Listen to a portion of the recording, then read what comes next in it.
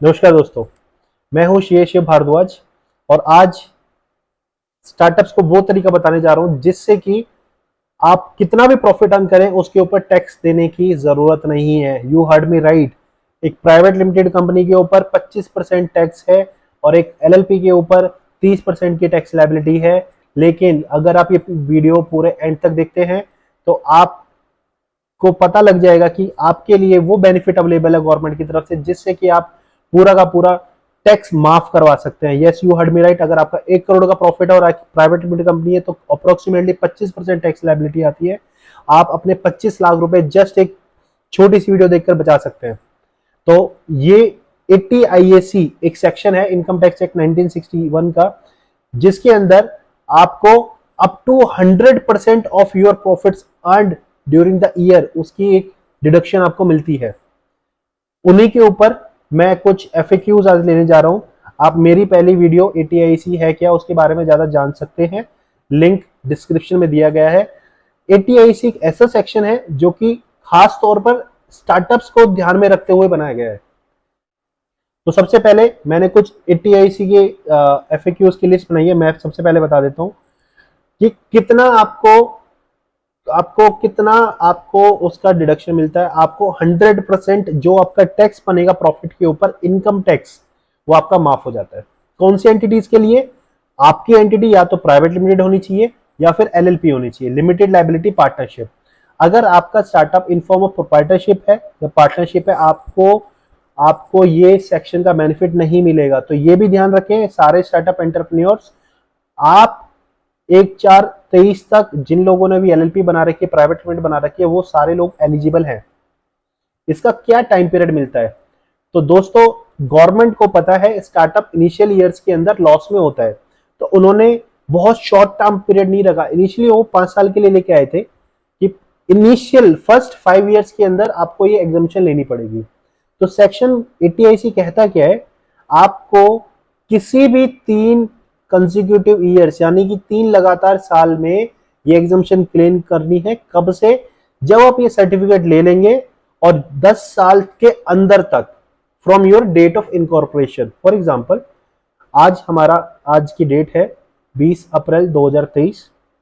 आपने अपना स्टार्टअप बना रखा है 1 अप्रैल 2020 और आपने लास्ट ईयर यानी कि FY 2023 के अंदर 80IAC का certificate, inter ministerial board certificate लिया है। तो आप 1 अप्रैल 2020 प्लस 10 साल कर दीजिए यानी कि 1 अप्रैल 2030 तक, इन 10 सालों के अंदर किसी भी 3 साल के अंदर आप ये एग्जाम्पशन, ये डिडक्शन क्लेम कर सकते हैं। हाँ, ध्यान रहे जिस साल में भी आपने ये डिडक्शन क्लेम की है उससे हर अगले साल तक। अब इसकी कंडीशंस क्या है?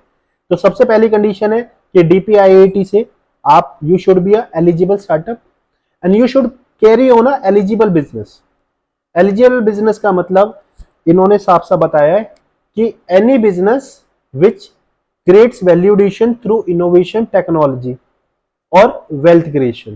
ठीक है, वो एलिजिबल बिजनेस की डेफिनेशन में आप फॉलो करने चाहिए। अगर आपने DPIIT का सर्टिफिकेट ले लिया है तो ये सारी कंडीशन आप फुलफिल कर लेते हैं। ओके, नेक्स्ट क्या है? आप आपकी टर्नओवर यानी कि रेवेन्यू 100 करोड़ से नीचे होना चाहिए। ठीक है, यानी कि अगर आप MSME हैं तो आप स्मॉल कैटेगरी से ऊपर लेकिन मीडियम कैटेगरी में 100 करोड़ से नीचे की टर्नओवर आपकी होनी चाहिए। तो 100 करोड़ से जैसे आप ऊपर हुए तो स्टार्टअप की डेफिनेशन से आप बाहर हो जाते हैं। ठीक है, अच्छा, नेक्स्ट कंडीशन क्या है? आपके पास इंटर मिनिस्ट्रियल बोर्ड सर्टिफिकेट होना चाहिए। ये नहीं कि आपने DPIIT का सर्टिफिकेशन ले लिया और आप 80IAC के लिए एलिजिबल हो जाएंगे। आप एलिजिबल हो जाते हैं जब जब आपके पास ये सर्टिफिकेट आ जाता है। अच्छा, ये सर्टिफिकेट के लिए अप्लाई कहां करें? ओके, इसके लिए 2 पोर्टल्स हैं गवर्नमेंट के। स्टार्टअप इंडिया, जो सबको पता है। दूसरा पोर्टल है nsws.gov.in। ये नेशनल सिंगल विंडो सिस्टम है। ठीक है, इसके अंदर आपको अप्लाई करना होता है।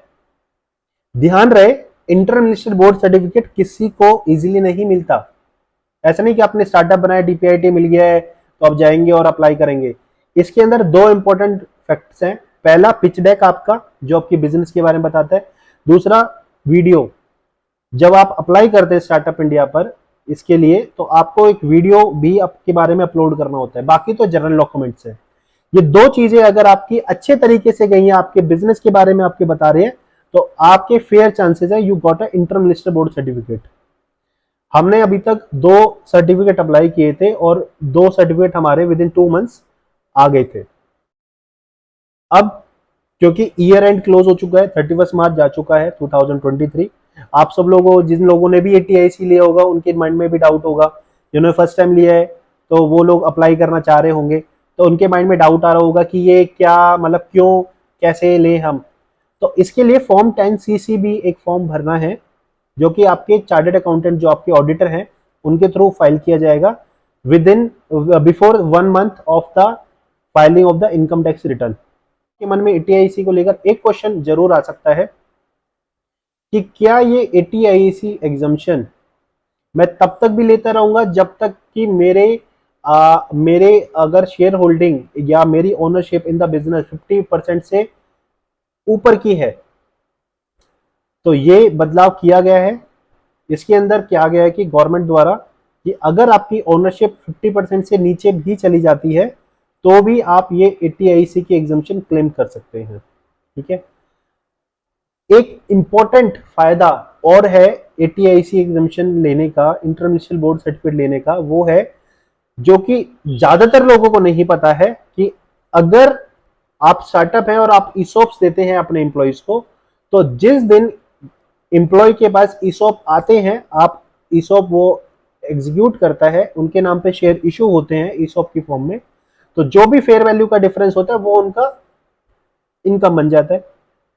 लेकिन जो भी स्टार्टअप ATIC के अंडर रजिस्टर्ड है, उनको ये खास रियायत दी गई है कि जब तक वो एम्प्लॉय या फिर ये वैलिडिटी बनी रहेगी ATIC की, वो कंपनी के अंदर रहेगा, तब तक के ऊपर टैक्स नहीं लगेगा इस चीज का, यानी कि डेफरमेंट ऑफ टैक्स भी हो जाता है। और आपका अगर कोई भी सवाल हो, कोई भी आपकी क्वायरी हो ATIC को लेकर, आप हमें लिखना ना भूलें। मेरी ईमेल आईडी है shiv.tax@outlook.com। टैक्स वाला TAX वाला टैक्स नहीं, shiv.taks@outlook.com। आप ऐसे ही हमारी वीडियोस को देखते रहें और हमारा उत्साह बढ़ाते रहें। Thank you so much.